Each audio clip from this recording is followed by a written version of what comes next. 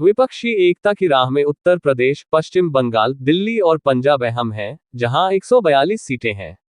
गेंद अखिलेश यादव, ममता बनर्जी और अरविंद केजरीवाल के पाले में है। पटना घोषणा के बाद शिमला समझौते की तैयारी है। कहा जा रहा है कि विपक्ष को जीत का फॉर्मूला मिल गया है। भाजपा के खिलाफ करीब 400 सीटों पर विपक्ष का एक ही उम्मीदवार होगा। इसकी घोषणा 12 जुलाई की शिमला बैठक में हो सकती है। कुल मिलाकर राज्यों की 3 श्रेणियां बनाई जा रही हैं।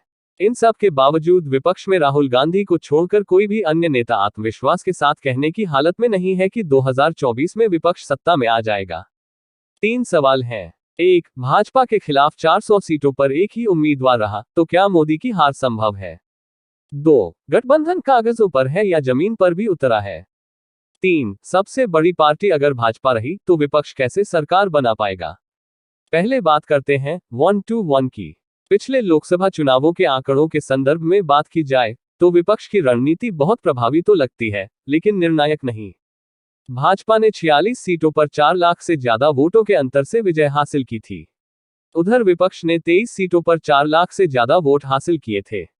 इनमें से कुछ पर विपक्षी दल भाजपा के खिलाफ जीते थे, तो कुछ में कांग्रेस के खिलाफ, तो कुछ में विपक्ष बनाम विपक्ष के बीच मुकाबला रहा था। जाहिर है कि कुल मिलाकर ऐसी 69 सीटों का गणित बहुत कुछ बदलने वाला नहीं है। भाजपा ने 105 सीटों पर 3 लाख के ज्यादा अंतर से जीत हासिल की थी। इनमें से आधे में उसका मुकाबला कांग्रेस से हुआ था। ऐसी सीटों की कुल संख्या 131 रही थी।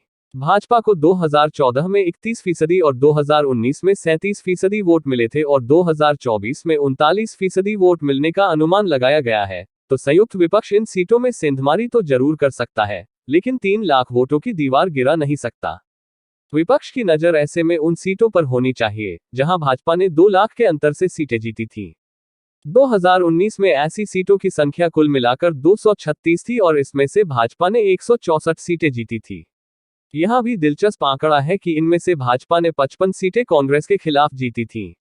तो कहानी आकर अटकती है ऐसी सीटों पर जो भाजपा ने पिछली बार 1 लाख के कम के अंतर से जीती थी। ऐसी सीटों की संख्या कुल 77 थी।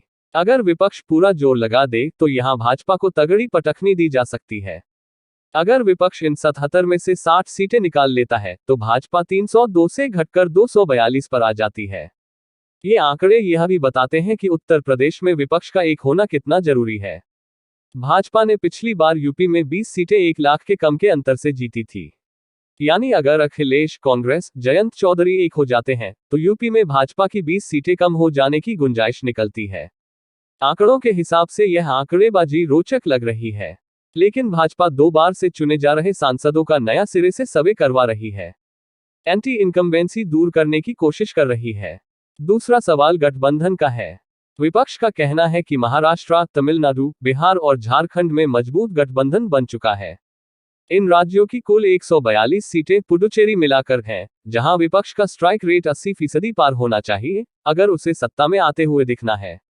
उधर कहा जा रहा है कि हिमाचल प्रदेश, उत्तराखंड, हरियाणा, राजस्थान, गुजरात, मध्य प्रदेश, छत्तीसगढ़ और कर्नाटक में कांग्रेस को गठबंधन की जरूरत ही नहीं है, क्योंकि वहां उसे किसी अन्य विपक्षी दल का डर नहीं है।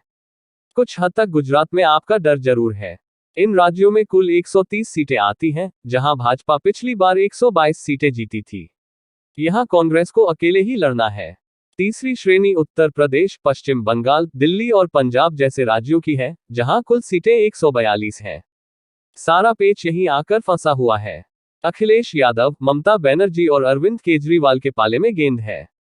दरअसल सारी कुर्बानी यही दिखाई जानी है और एकता नहीं हुई तो सारा रायता भी यही फैलना है। मजाज साहब यूं ही नहीं लिख गए, बहुत मुश्किल है दुनिया का संवरना, तेरी जुल्फों का पेच वो खम नहीं है।